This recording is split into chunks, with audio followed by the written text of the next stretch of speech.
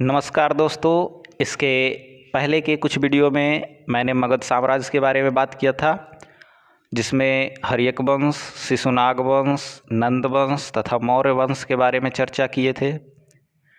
आज मौर्य वंश के एक बहुत ही प्रतापी राजा अशोक हुआ जिसके अभिलेखों के बारे में आज चर्चा करेंगे। तो चलिए, अशोक के अभिलेख।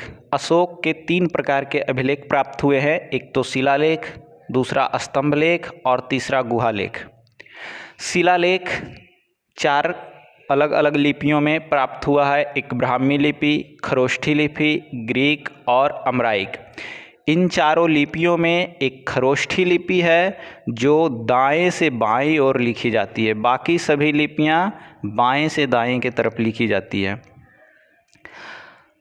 इसके साथ ही ये शिलालेख जो है बहुत इम्पॉर्टेंट है। इसका शिलालेख, जो कुल शिलालेखों की संख्या 14 है। अशोक द्वारा निर्मित शिलालेखों की संख्या 14 है, जो 8 अलग अलग स्थानों से प्राप्त हुई है। इन 14 शिलालेखों में प्रथम शिलालेख में पशु बलि की निंदा किया गया है। दूसरे शिलालेख में जीवों के चिकित्सा के व्यवस्था किया गया है, इसके बारे में लिखा गया है। और कुछ इम्पॉर्टेंट शिलालेख के बारे में हम चर्चा कर देते हैं। इसके 13वें शिलालेख में कलिंग युद्ध के बारे में वर्णन किया गया है। इसके 14वें शिलालेख में धार्मिक जीवन व्यतीत करने के लिए लोगों को प्रेरित किया गया है। तो चलिए, इन शिलालेखों के साथ साथ कुछ लघु शिलालेख भी अशोक के मिलते हैं। इसमें हम कुछ के नाम लिख चुके हैं, जैसे मस्की, गुर्जरा और भी बहुत सारे हैं। मस्की शिलालेख के बारे में चर्चा करते हैं। तो मस्की शिलालेख ऐसा शिलालेख है जिसमें अशोक ने किस भाषा में अपना शिलालेख का वर्णन किया है उसके बारे में है। तो मस्की शिलालेख में वर्णन है कि अशोक के शिलालेख प्राकृत भाषा में लिखे हुए हैं। और ये गुर्जरा अभिलेख है। गुर्जरा अभिलेख में अशोक ने अपने आप अशोक का नाम अशोक ही मिलता है। बाकी सभी शिलालेखों में और अन्य शिलालेखों में, ज़्यादातर शिलालेखों में अशोक का नाम प्रियदर्शी मिलता है, जबकि गुर्जरा और मस्की शिलालेख है जिसमें अशोक का नाम अशोक ही मिलता है। चलिए, अब स्तंभलेख के विषय में चर्चा करते हैं। स्तंभलेख की लेखों की संख्या 7 है, जिसमें ये 7 स्तंभलेख अलग अलग 6 जगहों से प्राप्त हुए हैं।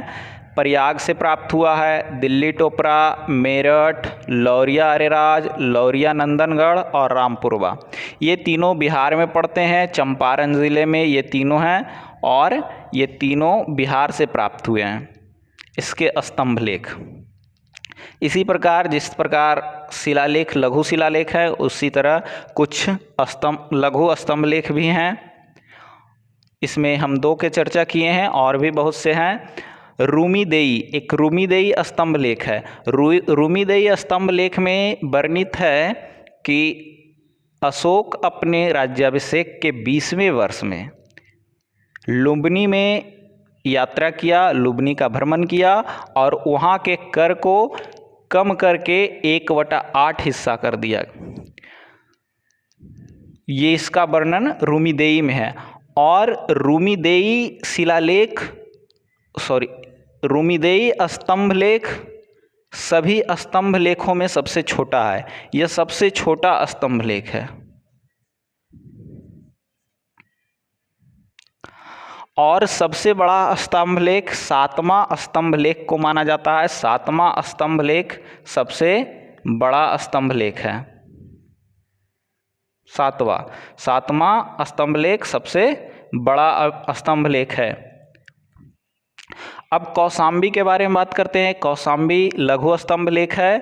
कौशाम्बी को रानी का अभिलेख भी कहा जाता है। इसको क्या बोलते हैं? रानी का अभिलेख।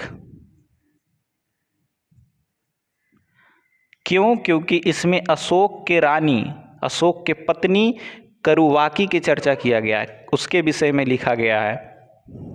इसलिए कौशाम्बी अभिलेख को रानी का अभिलेख भी कहा जाता है। अब गुहालेख के विषय में चर्चा करेंगे। तो गुहालेख पहाड़ों को काट करके अजीबकों को रहने के लिए अशोक ने 4 गुफा बनवाया था, जिसमें गुहा लेख वर्णित है। गुफाओं के अंदर जो लेख है उसको गुफा लेख कहते हैं या गुहा लेख कहते हैं, जिसमें ये 4 हैं। 4 गुफा बनाया था, एक कर्ज, चौपार, सुदामा, विश्व झोपड़ी। ये चारों बराबर की पहाड़ी में है। बराबर की पहाड़ी आप लोग जानते होंगे, बराबर की पहाड़ी गया ज़िले में है। गया ज़िले में बराबर की पहाड़ी है और उसी बराबर की पहाड़ी में ये 4 गुफाएं अजीबकों को रहने के लिए बनाया गया था। अब बात करते हैं कि इस टॉपिक से, अशोक के अभिलेख से बीपीएससी द्वारा बहुत सारे क्वेश्चन पूछे जा चुके हैं, उस पर चर्चा करते हैं। तो चलिए देखिए कौन कौन से क्वेश्चन बीपीएससी द्वारा पूछा जा चुका है एग्ज़ाम में। चलिए देखिए पहला क्वेश्चन, यहाँ कुछ क्वेश्चन हम लिख दिए हैं जो बीपीएससी में पूछा जा चुका है। स्तंभ लेख जिसमें अशोक ने स्वयं को मगध का सम्राट बताया। मगध का सम्राट वह स्तंभ कौन सा है, स्तंभ लेख कौन सा है जिसमें वह मगध का सम्राट स्वयं को बताया? तो मगध का सम्राट स्वयं को बताया है मस्की में। मस्की अभिलेख है जिसमें अशोक ने स्वयं को मगध का सम्राट बताया है। चलिए दूसरे क्वेश्चन की तरफ चलते हैं। अशोक के शिलालेखों में प्रयुक्त भाषा, अशोक के शिलालेखों में प्रयुक्त भाषा कौन सा है? तो कौन सा भाषा प्रयुक्त किया गया था? प्राकृत। प्राकृत, इसके बारे में बताया जा चुका है। प्राकृत भाषा का प्रयोग किया गया था। अब चलिए देखिए पहला जो क्वेश्चन है 39वीं बीपीएससी में पूछा गया है, और ये दूसरा क्वेश्चन है वो 44वीं और 46वीं दोनों बीपीएससी में पूछा गया है। कौन सा? अशोक के शिलालेखों में प्रयुक्त भाषा कौन सी है? तो भाषा कौन सी है? प्राकृत। तीसरा क्वेश्चन है अशोक के ब्राह्मी अभिलेख को सर्वप्रथम किसने पढ़ा था? अशोक के ब्राह्मी अभिलेख को सर्वप्रथम किसने पढ़ा था? ये भी 2 बार पूछा जा चुका है, एक 48वीं बीपीएससी और दूसरा 52वीं में। तो जेम्स प्रिसेप इसको सबसे पहले पढ़ा था कब? 1837 ईस्वी में। 1837 ईस्वी में जेम्स प्रिसेप इसको सबसे पहले पढ़ा था, ब्राह्मी अभिलेख को।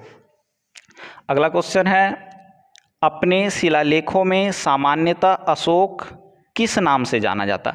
तो अभी जस्ट बताए थे कि अपने शिलालेखों में अशोक प्रियदर्शी के नाम से जाना जाता है। प्रियदर्शी के नाम से अपने शिलालेखों में, अभिलेखों में उसका नाम है। और ये क्वेश्चन 65वीं बीपीएससी में पूछा जा चुका है। आखिरी क्वेश्चन है 5वां क्वेश्चन, किस शिलालेख में कलिंग युद्ध का वर्णन है? ये भी 66वीं बीपीएससी में पूछा जा चुका है। और किस शिलालेख में कलिंग युद्ध का वर्णन है? तो अभी जस्ट पढ़े हम लोग कि 13वें शिलालेख में कलिंग युद्ध का वर्णन है।